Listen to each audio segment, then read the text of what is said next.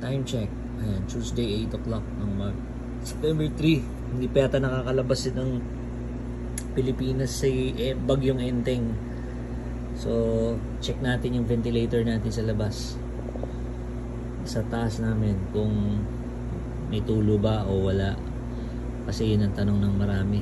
Pag malakas daw bang ulan kung tutulo.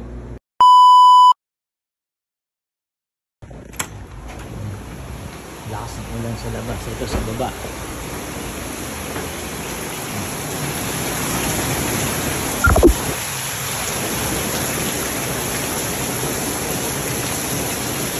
Tayo sa rooftop para makita natin yung lakas ng ulan. Tingnan.